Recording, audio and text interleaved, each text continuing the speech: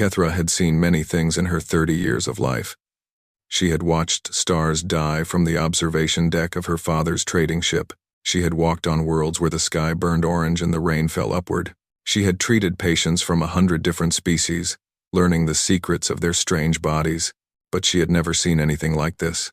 The creature on the ground was small. It had no scales, no armor, no claws. Its skin was soft and brown, covered in a thin layer of what looked like fabric, red liquid blood. She realized pooled beneath its body. 2 Scarith soldiers stood over it, their massive reptilian forms blocking the light from the station's artificial sun. Kethra pressed herself against the wall of the corridor, her heart's beating fast. She knew she should walk away. The Scarith Dominion was the most powerful empire in the quadrant. They had conquered 1,000 worlds. They feared nothing and no one. And the Valorians, her people, were neutral. They had no army, no weapons. Only their shields and their diplomacy kept them safe. Getting involved in Scarith business was suicide, but she could not look away. One of the soldiers kicked the creature on the ground. It made a grunt of pain that was somehow different from any she had heard before. The creature tried to rise, pushing itself up on trembling arms, but the second soldier slammed its foot down on the creature's back. "Tell us about Earth's defenses," the first soldier hissed. His voice was cold and sharp, like metal scraping against stone. "Tell us about your colonies, your fleet positions, your weapon systems." The creature, the human, Kethra suddenly remembered. That was what they were called. Lifted its head. Its face was swollen and bloody. One of its eyes was completely shut, but the other eye, dark and fierce, stared up at the Scarith soldier with something that made Kethra's breath catch in her throat. Defiance. Pure, burning defiance. "Go to hell," the human said. Its voice was weak and broken, but the words were clear. The Scarith soldier made a sound of disgust. He reached down and grabbed the human by its hair, lifting it off the ground. The human cried out in pain but did not beg, did not plead. "Your species is weak," the soldier said. "Soft, fragile. You have no natural weapons, no armor, no venom. You are nothing but prey animals who learn to build ships. And soon, we will hunt you to extinction." He threw the human against the wall. It hit hard and slid to the floor, leaving a trail of red on the metal surface. Kethra's medical training screamed at her. The human was dying, internal bleeding, broken bones, trauma to the skull. Without treatment, it would be dead within the hour. She should walk away. Her father's voice echoed in her mind. Never get involved with the Scarith. Never draw their attention. We survive by being invisible. But then the human moved. Slowly, painfully. It pushed itself up again. It could barely stand. Its legs shook. Blood dripped from its mouth, but it stood anyway, facing the 2 massive soldiers who could kill it with a single blow. "Is that all you've got?" the human whispered. Something broke inside Kethra. Something she did not know she had. She stepped out of the shadows. "Stop." Her voice rang through the corridor, high and clear. "This creature is under my medical protection." The Scarith soldiers turned to look at her. Their yellow eyes were full of surprise and anger. She was Valorian, small, thin, with pale blue skin and large dark eyes. She looked like a child's toy compared to their massive forms. "Walk away, little one," the first soldier growled. "This does not concern you." Kethra's hands were shaking, but she forced herself to stand tall. She reached into her coat and pulled out her medical credentials, a small silver disc that projected her information into the air.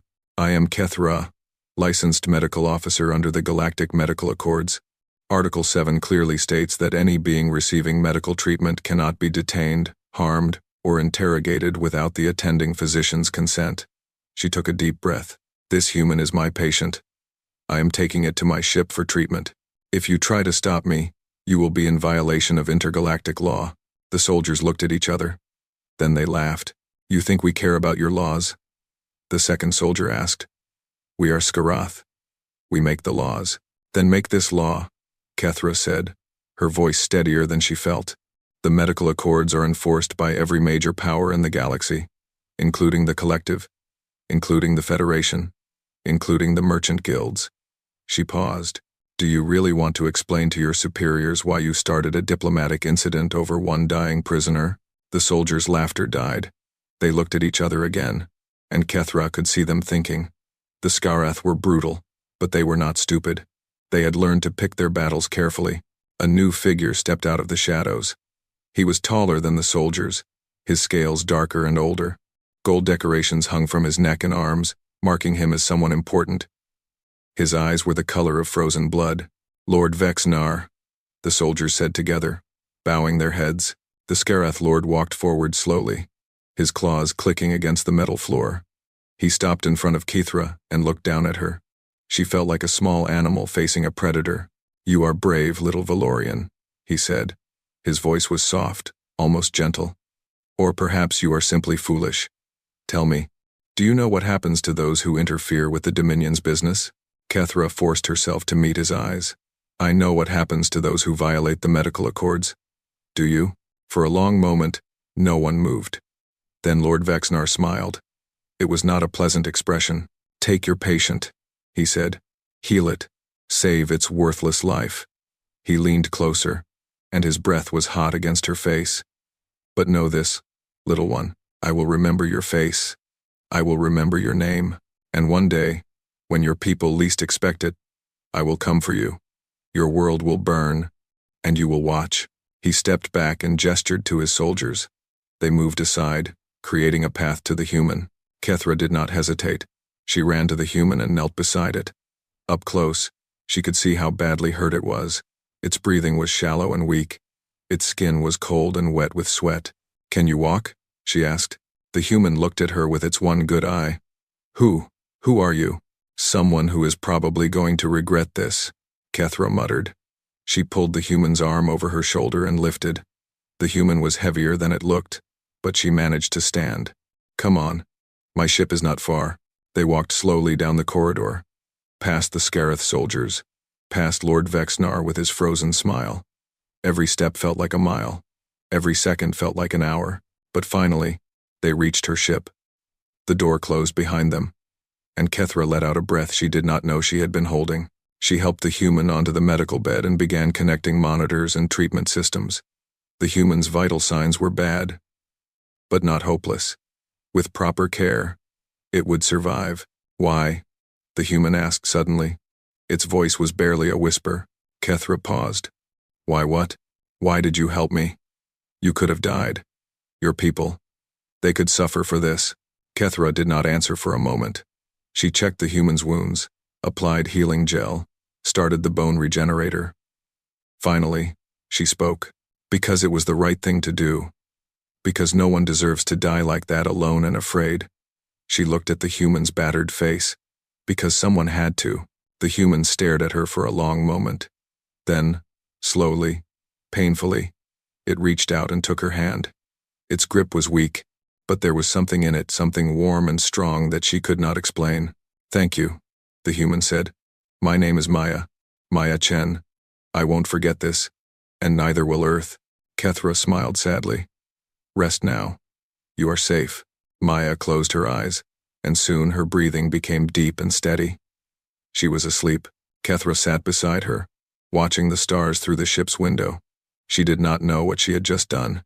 She did not know what it would mean for her future, for her family, for her world. But she knew one thing. She had done the right thing. And somehow, that was enough. 3 weeks passed like a dream. Kethra had delivered Maya to the nearest human outpost, a small station on the edge of Earth's territory. The humans there had been strange. They had hugged Maya and cried. They had tried to hug Kethra too, which was very confusing because Valorians did not hug strangers. They had thanked her over and over again, pressing gifts into her hands, food, medicine, a small metal pin with Earth's symbol on it. "Keep it," one of them had said, a young man with tears in his eyes. "It means you're a friend of Earth. Always." Kethra had smiled and nodded and left as quickly as she could. She did not understand humans. They were so emotional, so loud, so intense. Everything they felt completely, with their whole being. It was exhausting. Now she was home, on Valoria Prime, standing in her mother's garden, and watching the twin suns set over the crystal mountains. The sky turned pink and gold and purple, colors so beautiful they made her chest hurt. She had missed this place. "Kethra." She turned. Her father stood in the doorway of their home. His face was gray and tired, and there was something in his eyes that made her stomach feel cold. "What is wrong?" she asked. You need to come inside, now." She followed him into the house. Her mother was sitting at the table, her hands folded in front of her. She had been crying. Beside her stood two tall figures in dark uniforms, officers of the Valorian High Guard. "Kethra of House Velnor," one of the officers said, his voice flat and official. "You are under arrest for violation of Valorian neutrality and interference in the affairs of the Scareth Dominion." The words did not make sense at first. Kethra stood there, frozen, as the officers walked toward her. One of them took her arms and pulled them behind her back. Cold metal clicked around her wrists. "Wait," she said. "I don't understand. I saved someone's life. That's not a crime." "The Scareth have filed a formal complaint," the officer said. "They are demanding your extradition. The High Council has decided to comply." "Extradition?" Kethra's voice cracked. "They'll kill me." "That is not our concern." The officer's face showed nothing. "Our concern is the safety of Valoria Prime. The Scareth have 300 warships. We have none. If giving them one criminal prevents war, then that is what we must do." Kethra looked at her mother. "Mother, please." But her mother would not meet her eyes. She just sat there, crying silently, her hands trembling in her lap. Her father stepped forward. His face was hard and cold, like stone. "You brought this on yourself," he said. "You knew the rules.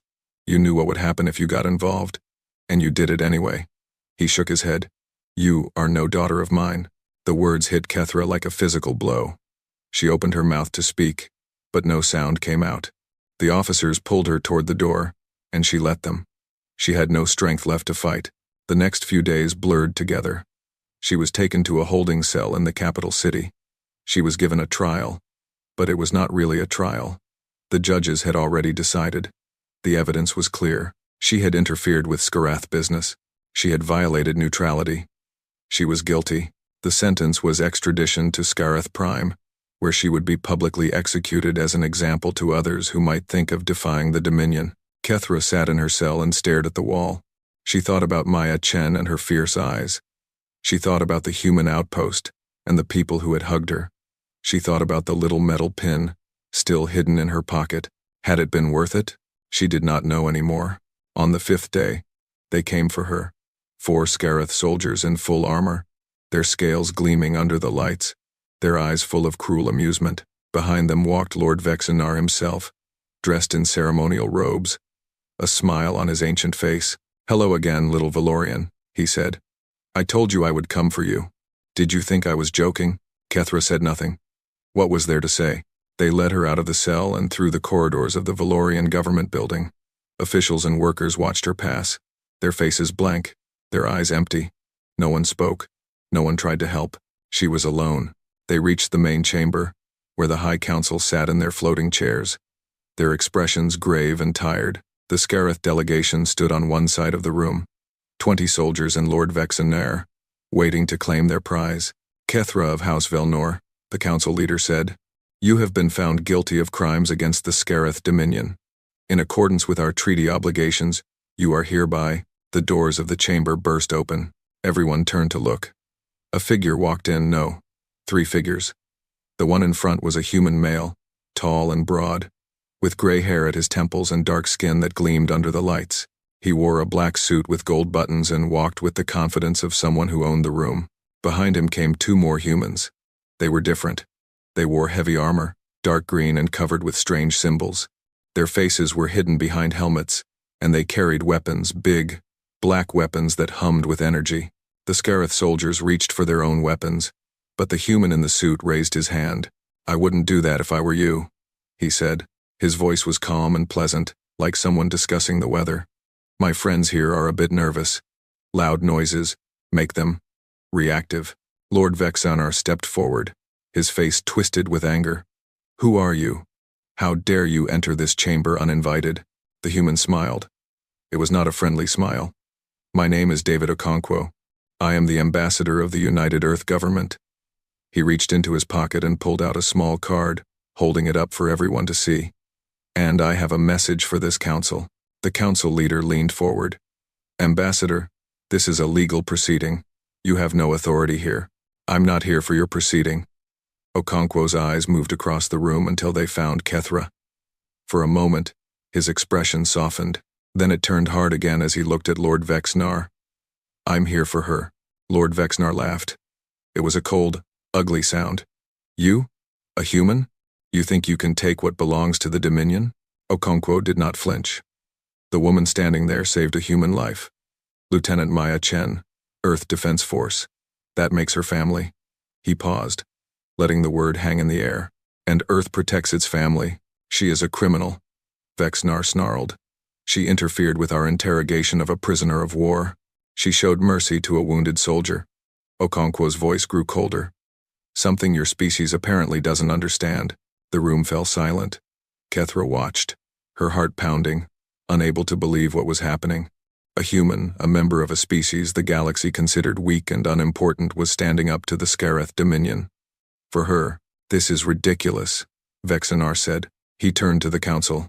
Proceed with the extradition. The humans have no power here. They have no fleet, no army. They are nothing but soft, weak prey animals who— Careful. Okonkwo's voice cut through the air like a blade. You're talking about my species. And what will you do about it? Vexnar sneered. Cry? Hug each other? Write a strongly worded letter? Okonkwo reached into his jacket and pulled out a small device. He pressed a button, and suddenly the air above the chamber filled with light, a holographic display showing ships. Hundreds of ships. Human ships. Armed and ready. Moving through space. No, Okonkwo said softly. We'll do this. He looked at the council, then at Vexnar, then at Kethra. His eyes were steady and calm, like deep water hiding dangerous currents. Here's the message, he said. From Earth, from all 8 billion of us. He took a breath. The woman who saved Lieutenant Chen is under Earth's protection. This is not a request. This is not a negotiation. This is a fact. Any hostile action against her, her family, or her world will be considered an act of war against Earth and all her colonies. He smiled again. And this time there was something wild and dangerous in it. And trust me, Lord Vexnar, you don't want that. Vexnar's face twisted with rage. But before he could speak, Okonkwo turned and walked toward Kethra. The 2 armored soldiers followed, their weapons trained on the Scareth. Okonkwo stopped in front of her and looked into her eyes. Lieutenant Chen told me what you did, he said quietly. How you risked everything to save her. How you carried her to your ship when you could barely walk yourself. Kethra could not speak. Her throat was too tight. Okonkwo smiled a real smile this time, warm and kind. Welcome to the family, Kethra. Earth's got your back now. He turned and offered her his arm. Shall we?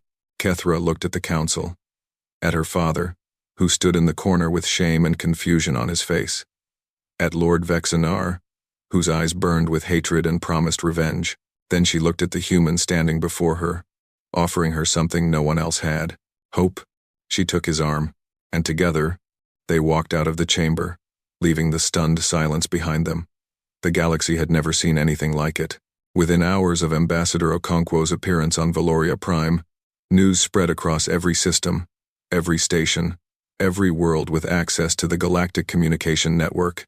The humans, those soft, weak, short-lived creatures that most species barely noticed, had just challenged the Scareth Dominion. Most people laughed. The Scareth had conquered 1,000 worlds. They had the largest military in the quadrant. Their warships were legendary massive vessels of black metal and fire, armed with weapons that could crack planets in half. They had never lost a war. They had never retreated. They were, in every way that mattered, the most dangerous species in known space. And the humans? They had 40 colony worlds, a small fleet of perhaps 60 capital ships. They were young, barely 200 years since they first left their home planet. They were fragile, with soft bodies and short lives.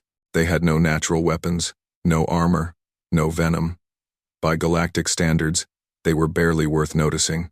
But Lord Vexnar was not laughing. He stood on the bridge of his flagship, the Eternal Flame, watching the stars slide past as his fleet moved toward Valoria Prime. 300 warships followed behind him, each one crewed by the finest soldiers the Dominion had to offer. This should have been a simple mission. Go to Valoria, take the criminal, execute her publicly, and send a message to anyone else who might think of defying the Dominion. Simple, clean, easy. But then the humans had interfered. Vexnar thought about the human ambassador's eyes. There had been something in them, something cold and hard and dangerous, something that did not match the soft, emotional species he had studied in reports.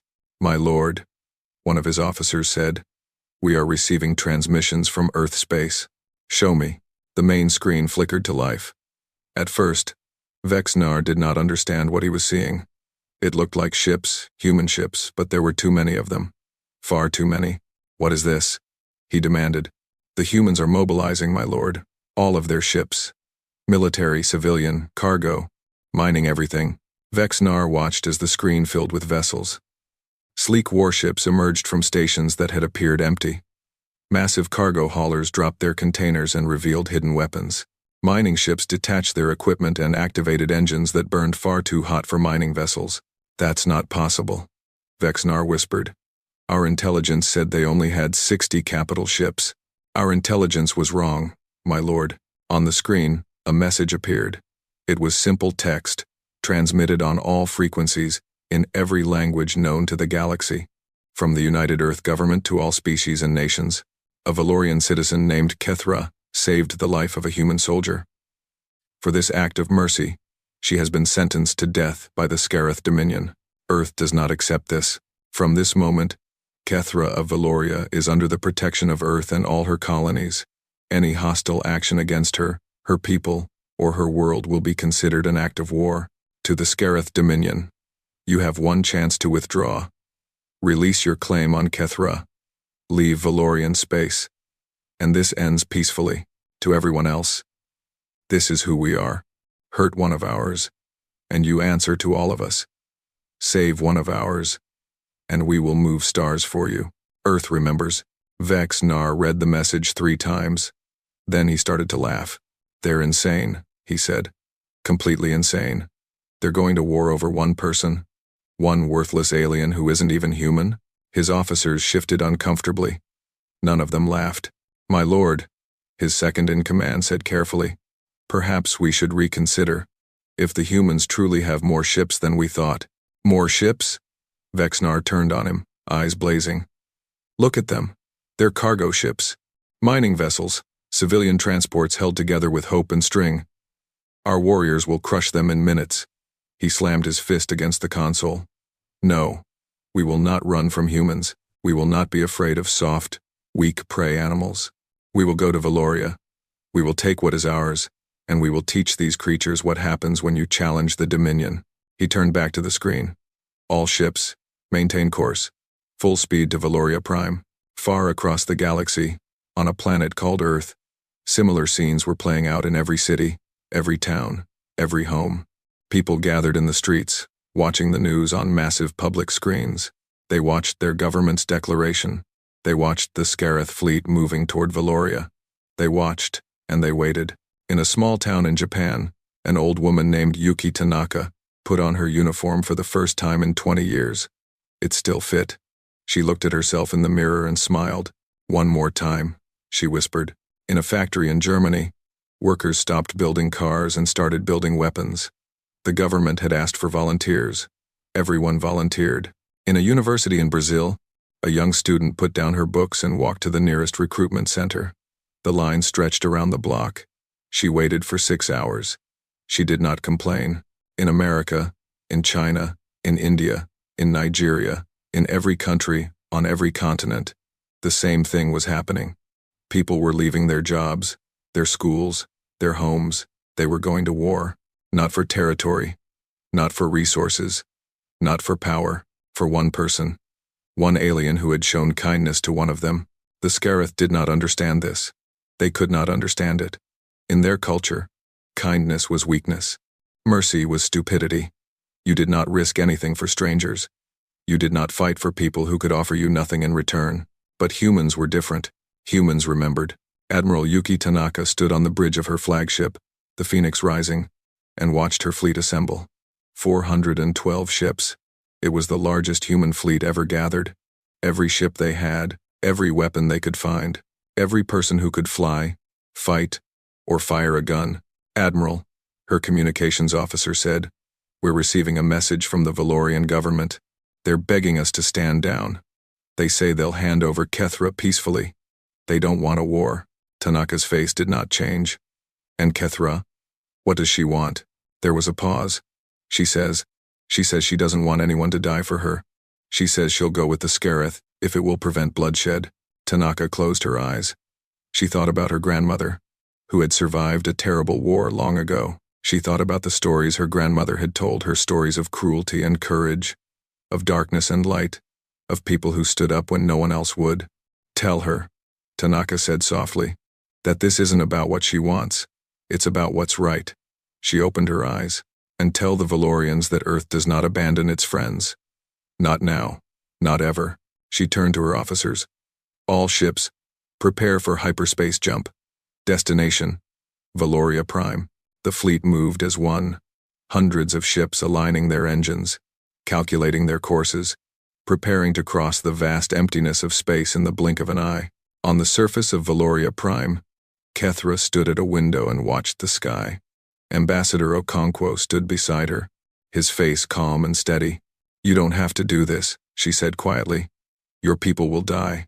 Many of them. For me. She shook her head. I'm not worth that. Okonkwo looked at her. His eyes were kind but firm.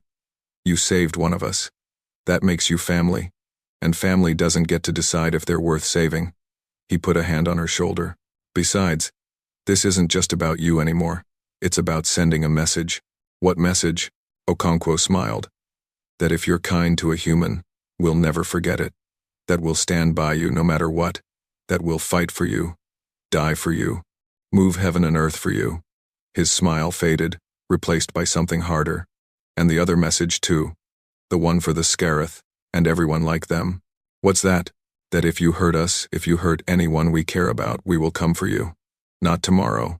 Not when it's convenient. Now. With everything we have.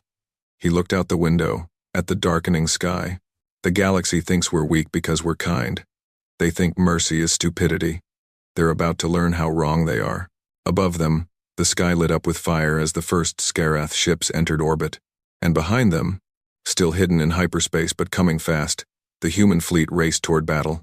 Admiral Tanaka's voice crackled across every human frequency, reaching every ship, every soldier, every person who wore Earth's uniform. This is Admiral Tanaka. All ships, all crews, listen carefully. In a few minutes, we're going to fight the largest military in the known galaxy. They have more experience. They have heavier armor. They have every advantage except one. She paused. They don't know what it means to fight for someone you love. They don't understand loyalty. They don't understand family. They think we're soft because we care about each other. But that's not weakness. That's our greatest strength. Her voice grew stronger. Today, we fight for Kethra. We fight for Lieutenant Chen. We fight for everyone who has ever shown kindness to a human and been punished for it. We fight to show the universe what happens when you mess with Earth. The fleet dropped out of hyperspace. 412 ships appeared in the sky above Valoria Prime, their hulls gleaming, their weapons charging, their crews ready. Admiral Tanaka opened a channel to the Scareth flagship. Lord Vexnar, this is Admiral Yuki Tanaka of the United Earth Fleet. You have one chance to leave. Take it. There will not be a second offer. There was a long silence. Then Vexnar's voice came back, full of arrogance and contempt. You dare threaten me? Come then, little humans. Come and die. Tanaka smiled. So be it. And the Battle of Valoria began. The first shots lit up the darkness like lightning. Scareth energy beams tore through space. Bright red lines of death that streaked toward the human fleet. The beams were massive, powerful enough to cut through asteroids, designed to destroy anything they touched. The human ships scattered like leaves in a storm. They were smaller than the Scareth vessels, faster, more agile, but far less armored. A single hit from a Scareth main cannon would destroy any of them instantly. The Dominion's strategy was simple. Stand your ground, fire everything, overwhelm the enemy with superior firepower. But the humans did not fight like that. Admiral Tanaka watched the battle unfold from her command chair, her eyes tracking dozens of screens at once. She saw the Scareth formation, a massive wall of black ships, moving together, firing together, a strategy that had worked for 1,000 years. All fighters, launch, she said calmly. Frigates, begin harassment pattern Alpha. Capital ships, hold position, and draw fire. The human fleet exploded into motion. Thousands of small fighters poured out of the larger ships, swarms of tiny vessels that dove toward the Scareth line. The Scareth gunners tried to track them, but there were too many, moving too fast, coming from too many directions. What are they doing? Lord Vexnar demanded, watching the chaos from his bridge. This is not tactics. This is madness. They're getting close, his weapons officer said, his voice uncertain. Our main guns can't track targets that small at close range. Then use the secondary batteries. Use everything. Destroy them. But the human fighters were already among the Scareth ships. They buzzed around the massive vessels like insects, firing at sensors, engines, weapon ports, any weak point they could find. They were not doing much damage individually, but there were so many of them, and they never stopped moving. Meanwhile, the human frigates had circled around the Scareth formation and were hitting them from behind. They fired their missiles and ran, never staying in one place long enough to be targeted. It was like trying to catch smoke with your hands. This is impossible, Vexnar growled. They're not fighting properly. He was right. They were not fighting properly. They were fighting like humans. On the Phoenix Rising, Admiral Tanaka watched her fighters die. One by one, they were being shot down, their small vessels no match for Scareth weapons when they finally connected. But every fighter that fell had taken something with it: a sensor array destroyed, a gun disabled, an engine damaged, death by 1,000 cuts. Admiral, her tactical officer said, we're taking heavy losses. 30% of our fighters are gone. I know. Tanaka's voice was steady.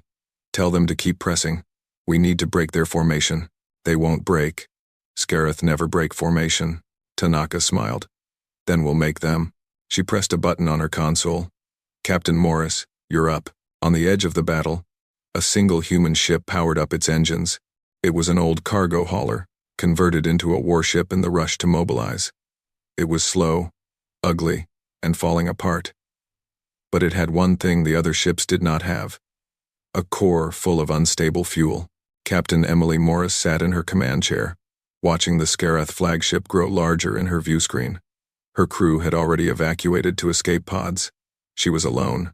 For Kethra, she whispered. She pushed the throttle to maximum. The cargo ship accelerated toward the Scareth line, faster and faster, its engines screaming with the strain. The Scareth gunners saw it coming and opened fire, but it was too late. The ship was too close, moving too fast. It hit the Scareth heavy cruiser Wrath of Stars directly in the middle. The explosion was visible from the surface of Valoria Prime. A ball of white fire expanded outward, consuming the cruiser and 3 ships nearby. When it faded, there was nothing left but debris. Captain Morris was gone, but she had taken 4 Scareth warships with her, and the Scareth formation had broken. Press the attack, Tanaka ordered. All ships, everything you have. Now, the human fleet surged forward. They were still outgunned, still outnumbered, but the Scareth had lost their coordination. Ships were breaking away, trying to reform, getting in each other's way. It was chaos. Lord Vexnar watched in disbelief as his perfect fleet fell apart. This is not possible, he kept saying. This is not possible. My lord, his officer said urgently. We need to fall back. Regroup. Our losses are... No. Vexnar slammed his fist against the console. We do not retreat from prey animals. All ships, continue the attack. Destroy them all. But his ships were not listening anymore. They were too busy trying to survive. The battle lasted for hours. It spread across the entire system, from the orbit of Valoria Prime to the outer asteroid fields. Ships burned and died on both sides. The darkness of space was filled with fire and debris, and the frozen bodies of the fallen. The humans fought like nothing the galaxy had ever seen. A pilot named James Rodriguez flew his damaged fighter directly into a Scareth cannon, destroying it before it could fire on a civilian transport. He died with a smile on his face. A crew of engineers on the destroyer Defiant held their ship together with their bare hands, welding broken pipes and rewiring damaged systems, while the battle raged around them. They saved their ship and 200 lives. A medic named Sarah Kim dragged wounded soldiers to safety through corridors filled with smoke and fire, making trip after trip until her own strength gave out. She collapsed next to the last person she saved, both of them alive because she refused to stop, and Admiral Tanaka led from the front, pushing her flagship deeper and deeper into the Scareth line. "Admiral, we've lost 40% of our fleet," her officer reported. "We can't sustain this much longer." Tanaka looked at the tactical display. The Scareth had lost more, nearly half their ships were disabled or destroyed, but they still had numbers. They could still win if they regrouped, unless someone stopped them. "Plot a course for the Eternal Flame," she said quietly. Her bridge crew turned to look at her. They knew what she was planning. "Admiral, that's an order." Tanaka's voice was calm. "If we take out their flagship, their command structure collapses. The battle ends." She looked at her crew, the people she had served with for years. "Evacuate all non-essential personnel. I'll need only a skeleton crew." No one moved.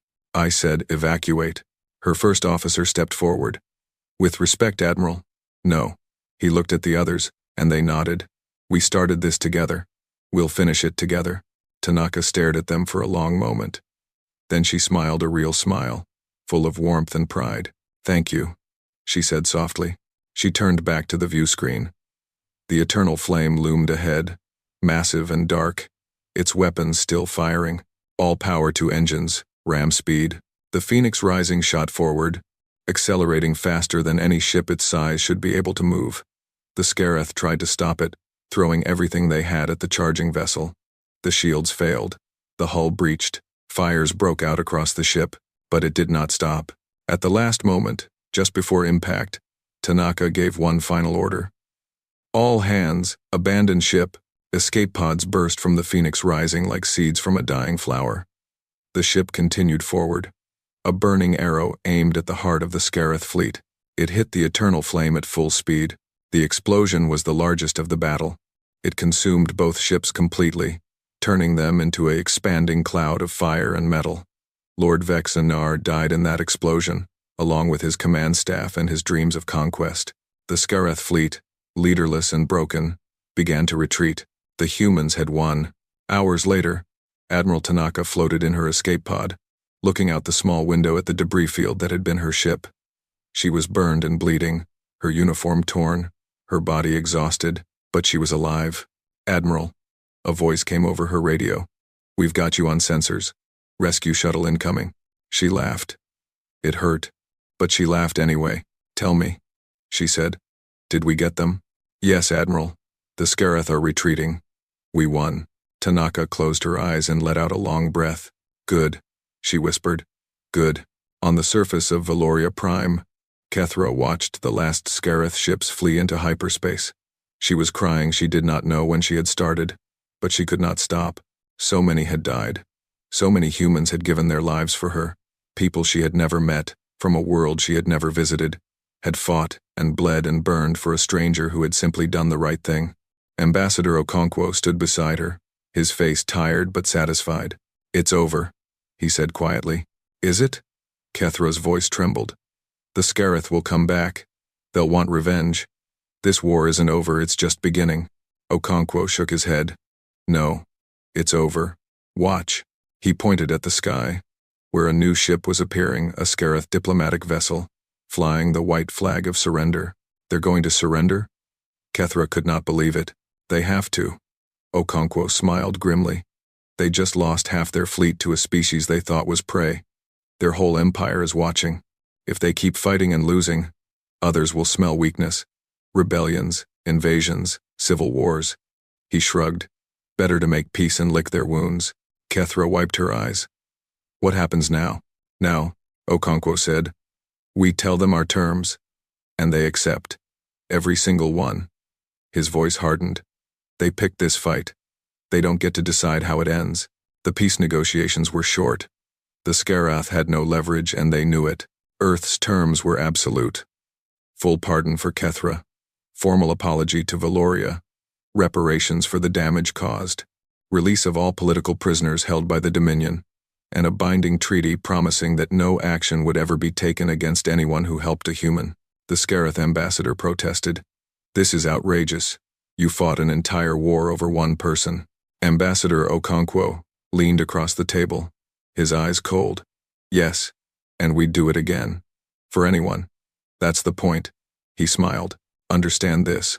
Hurt one human, or anyone who protects a human, And you answer to all of us. Every single time. Without exception. Without mercy. The ambassador swallowed hard. Do we have an agreement? There was a long pause. Yes, the Scarith said finally, his voice bitter. We have an agreement. Okonkwo nodded. Good. He stood up and walked out of the room without looking back. The war was over. Earth had won, and the galaxy would never look at humans the same way again. The memorial was held on the steps of the Valorian capital, under a sky that had been filled with fire just weeks before. Thousands of people had gathered, Valorians, humans, and representatives from dozens of other species who had come to witness history. They stood in silence as the names of the fallen were read aloud, one by one. A river of names that seemed to go on forever. Captain Emily Morris, Commander James Rodriguez, Ensign Sarah Kim, and hundreds more humans who had given everything for a stranger from a world they had never seen. Kethra stood at the front of the crowd, wearing a simple black dress that the humans had given her. She had not stopped crying since the ceremony began. Every name was a knife in her heart, a reminder of the price that had been paid for her life. Beside her stood Lieutenant Maya Chen, fully recovered from her injuries. She wore her dress uniform, medals gleaming on her chest, her back straight and proud. But her eyes were wet too. I'm sorry, Kethra whispered when the last name was read. I'm so sorry. Maya looked at her. For what? For all of this? All these people? They died because of me, because I couldn't just walk away. Kethra's voice broke. If I had known, if I had understood what would happen, you would have done the same thing. Maya said quietly. I know you would have. That's who you are. Kethra shook her head. How can you say that? Your people, my people made a choice. Maya's voice was firm but gentle. Every single one of them. They knew the risks. They knew they might die, and they came anyway. She reached out and took Kethra's hand, not because someone ordered them to, because they wanted to, because that's what humans do. The ceremony ended, and the crowd began to drift away. But Kethra stayed where she was, staring at the memorial wall where the names of the fallen had been carved into stone. A shadow fell over her. She looked up to see Admiral Yuki Tanaka, walking slowly with the help of a cane. The Admiral's face was scarred from the battle, and she moved like someone who had earned every one of her years. But her eyes were bright and alive. You must be Kethra, Tanaka said. I've heard a lot about you. Kethra bowed her head. Admiral, I don't know what to say. What you did. What I did was my job. Tanaka sat down on the steps beside her, groaning slightly. Getting old is terrible. Don't recommend it. You almost died, Kethra said. You flew your ship into the enemy flagship. For me, Tanaka shrugged. Seemed like the thing to do at the time. She looked out at the crowd, at the humans and Valorians mingling together, at the children playing while their parents talked. Besides, it wasn't just for you. It was for everyone. Every species out there that thinks kindness is weakness. Every empire that thinks they can bully the small and the helpless. She turned to look at Kethra. You saved Maya. One small act of courage, one moment of compassion, and look what it started. She gestured at the scene before them, your people and mine, standing together. A message sent to every corner of the galaxy, all because you refused to look away. Kethra was silent for a long moment. Then she said, What happens now? The Scarith surrendered. But they won't forget. They'll want revenge. Maybe. Tanaka smiled. But they'll think twice before they act. And so will everyone else. That's the point. She patted Kethra's shoulder. You gave us something precious, you know. Something we didn't have before. What? A chance to show who we really are. Tanaka's smile faded, replaced by something more serious. Humans have done terrible things in our history. Wars, cruelty, hate, we've been monsters too. But we've also been heroes. We've stood up for the weak. We've fought for justice. We've loved each other even when it hurt. She shrugged. This war, it let us be the best version of ourselves. And we have you to thank for that. She stood up slowly, leaning on her cane. Take care of yourself, Kethra. You've earned it. She walked away, disappearing into the crowd. Kethra sat alone for a while, watching the twin suns set over the crystal mountains. The sky turned pink and gold and purple, just like it had on the day she was arrested, the day everything changed. Footsteps approached. She turned to see Maya walking toward her, holding something in her hands. "I have something for you," Maya said. She sat down beside Kethra and opened her hands.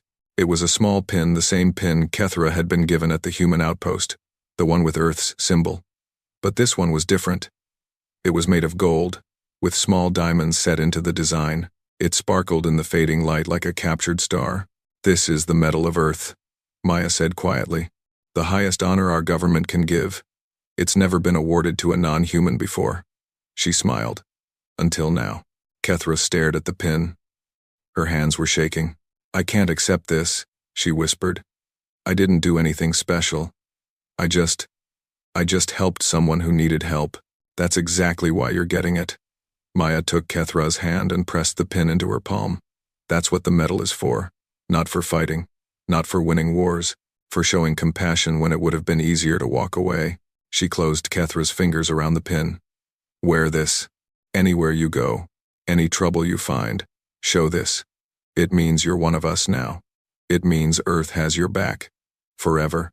Kethra looked at the pin, then at Maya, then at the sky full of stars above them. Somewhere out there, billions of humans were going about their lives, working, playing, loving, fighting, living their short, intense, beautiful lives, and all of them, every single one, would fight for her if she needed them. "I don't understand," she said softly. Why do you care so much? I'm nobody. I'm just a doctor from a small planet. Why would you go to war for me?" Maya was quiet for a moment.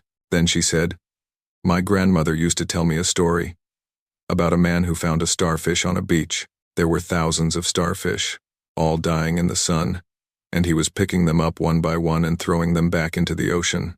She smiled at the memory. Someone asked him why he bothered. He couldn't save them all. It was meaningless, and he picked up another starfish and threw it into the water, and he said, "It mattered to that one." Maya looked at Kethra. "You saved me when you didn't have to. You risked everything to help a stranger. Maybe in the grand scheme of things, it was just one small act. But it mattered to me. It mattered to my family. It mattered to everyone who loves me." Her voice grew stronger. "That's why we fight. Not for glory or power or territory. We fight because every person matters. Every act of kindness matters. Every life is precious enough to defend." She shrugged. "Maybe other species think that's stupid. Maybe they think we're weak for caring. But I think it's the best thing about us." Kethra felt tears rolling down her face again. But this time, they were different. This time, they felt like healing. "Thank you," she whispered. "For everything." Maya smiled. "Welcome to the family." They sat together as the suns set and the stars came out. Two people from two different worlds, bound together by something stronger than blood or duty or politics. In the months that followed, the story spread across the galaxy. It was told in trading posts and military academies, in royal courts and refugee camps, wherever beings gathered and shared tales of wonder.